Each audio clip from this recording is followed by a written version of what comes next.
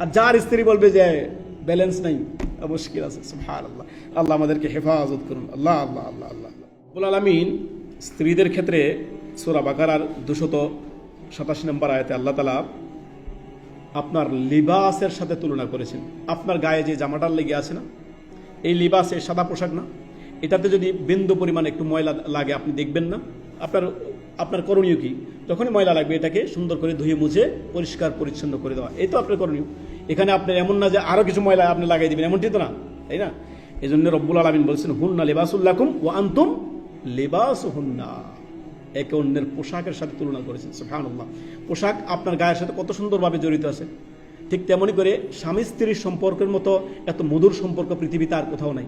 যত প্রেম বিনিময় করা দরকার, যত ভালোবাসা দরকার, সব এখানে ঢালেন। আল্লাহ তাআলা বলছেন এখানে ঢালার জন্য। যদি আপনার এইখান থেকে ভিন্ন রাস্তায় যান তাহলেই আপনি সীমালঙ্ঘনকারী, যেটা সূরা মুমিনুন আল্লাহ তাআলা বিস্তারিত বলেছেন।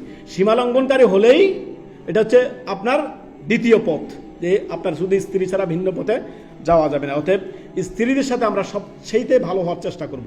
আল্লাহ তাআলা বলছে ওয়া আশিরুহুন্না বিল মারুফ, তোমরা স্ত্রীদের সাথে কি করো?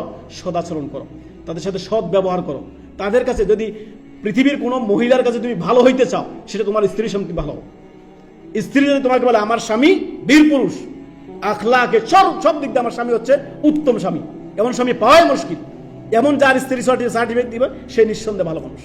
আর যার স্ত্রী বলবে যে ব্যালেন্স নাই, মুশকিল আছে, সুবহানাল্লাহ। আল্লাহ আমাদেরকে হেফাজত করুন। আল্লাহ আল্লাহ আল্লাহ আল্লাহ। মুহাম্মদ টেলিভিশন, সত্যের জয় সব সময়।